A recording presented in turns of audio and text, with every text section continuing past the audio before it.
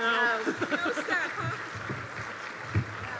Bummer. All right. Of course. Well, welcome. Thank you.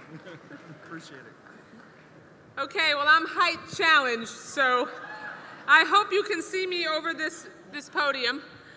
But thank you so much, Andy, for that incredibly kind introduction and for your leadership and all of your efforts to ensure that every Florida student has the opportunity to receive the best and highest quality public education.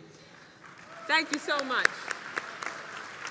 I am really thrilled to be home in Florida and privileged to join Vice President Biden and Dr. Jill Biden this afternoon to speak with you about an issue that is important to all of us and our future, and that is the education of Florida's children. Thank you. The FEA has been a part of my life for over 18 years, and Andy's right, I literally have spent my entire adult life in public service working side by side with you. When I first began my career in public service as a member of the Florida House, I reached out to organize labor specifically to the teachers in my community, and I am confident now that I've just gone to say hello that many of them are here in the audience today. So is BTU or UTD in the house? All right, it's great to be here with you. That's what I thought. Since the very beginning, the FEA family has been an incredible resource and very special friends. I'm truly grateful, and I want you all to know that just as I have for the past 2 decades, I will continue to stand with Florida's educators and the FEA. Thank you. As a mom with 3 kids in Broward County Public Schools, I see, thank you. Yeah, they're in middle school now and 3rd grade. I see the problems with our education system every day, and the positives, but not just in my role as a policymaker, but in a very personal way. From my time as chair of the Higher Education Committee in the Florida House to the past 7 years that I've had the privilege of representing the 20th District in Florida in Washington, I've been fighting for teachers and students and will continue that fight to my last breath. Thank you. I know that every teacher here is committed to developing the best and the brightest. Thank you for investing your skills and your talents into the lives of future generations. Thank you for the sacrifices that many of you make each and every day to ensure that our kids have the tools they need to learn, and thank you for choosing to make a difference in the lives of children. Educating the next generation is an essential and great act of public service. It's a calling that you all have answered because you believe and you care. Yet over the past couple of years, we've seen a new narrative emerge, one in which teachers and unions are blamed for the problems with our nation's education system.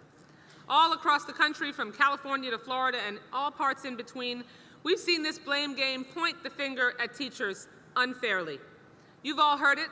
These teachers are greedy. They don't care about kids, and they have no part to play in reforming our system other than to serve as roadblocks we need to push out of the way. That's the narrative. Not only is the current blame game misguided, but it isn't helping more students become college and career ready or attracting new teachers to the profession, and it certainly isn't propelling solutions to solve the problems in our education system. It's only causing greater hostility at a time when we need more collaboration, not more polarization. Now, here in Florida, we've seen major changes in the education landscape over the past year. In fact, this past year was hailed as Tallahassee's most active education session ever, and not in a good way. Let's take a look back at what came out of Tallahassee last year and what's happening today.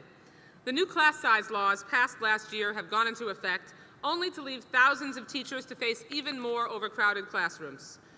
During the orientation at my children's middle school this year, I was shocked to learn that my son, in spite of the fact that we have a class size reduction requirement in our state's constitution, has 40 classmates in his Spanish class. 40. 40. When I campaigned as the co-chair of our class size reduction campaign alongside my good friend Kendrick Meek, don't we miss Kendrick? I miss him terribly. He's still in public service, and I know we'll get him back one day. We never intended for the legislature to narrow the definition as much as they have. To save money and skirt the class size requirements, schools are facing an unfunded mandate to require every high school student to take a virtual course now. But what about the schools without enough computers for the students who need them? What about them? We must bridge the digital divide so that all kids can develop the skills that they need to be college and career ready But we must do it carefully, and we must ensure that all students and all schools have the resources they need to be on equal footing to succeed. We also have charter schools expanding with less oversight than ever before. And this year, I hear a little hissing going on. And this year, the state sent millions in school construction and maintenance funds to charter school vendors, while public schools got nothing. Unacceptable. Unacceptable. Charter schools run by private, for-profit companies are cropping up all across the state, siphoning off what little funding we have for traditional public schools.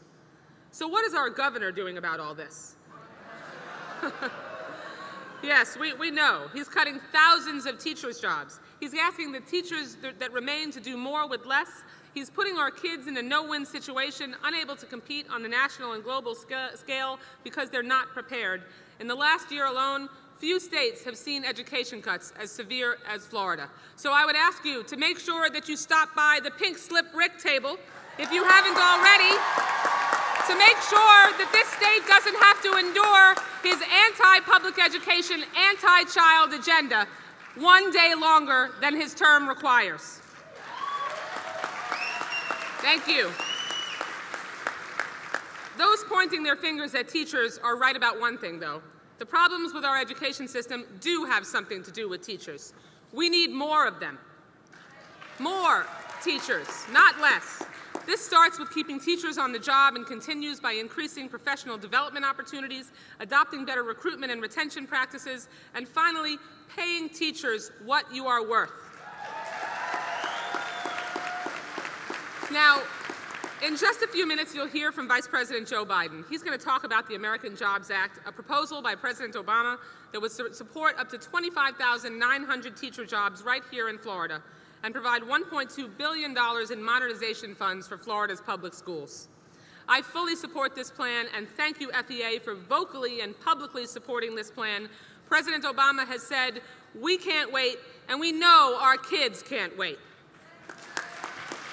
Thank you. Thank you. So do children a favor, do yourselves a favor, tell your colleagues and your friends and neighbors, because we need everyone to know about all of the positive things that the American Jobs Act would mean for Florida and our kids.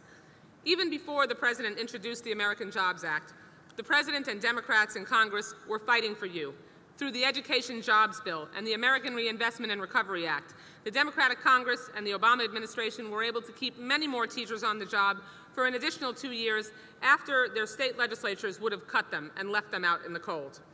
This has certainly been the case in Florida.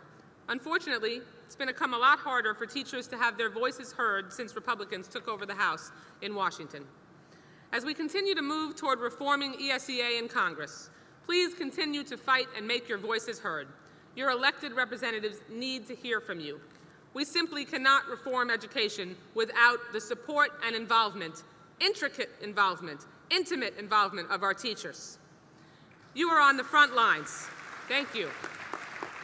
You are on the front lines of our education system. You are our eyes and ears, and you deserve and earned a seat at the table. Now, let me close with a challenge. As you all know, the importance of quality teachers, of dedicated, innovative, and inspiring teachers simply can't be overemphasized. It's a simple truth that nations who out-educate us now will also out-compete and outperform us in the future. So we need to do all we can to attract and retain the next generation of educators, especially those teachers dedicated to STEM disciplines, science, technology, engineering, and math. So my challenge to you is this. When you return home, make a commitment to mentor a new teacher at your school who's just starting out. Support one another and encourage each other, because the teachers of today and of tomorrow we know will play an essential role in keeping our country competitive for years to come. Again, thank you for everything you're doing each day to provide students with the quality education they need and deserve. You're on the front lines of developing Florida's future generations every single day. Stand strong. Know that there are many standing with you and behind you that will hoist you on our shoulders and make sure that you will be able to educate the next generation of students and help them create a vision for America that ensures that prosperity is possible for everyone in America, not just the fortunate few, not just the privileged who can buy a good education, but those children who earn the right to a good quality public education taught by a teacher that is nurtured nurtured, and supported, and I will stand with you every single day from now until we make sure that that day comes once again. Thank you so much.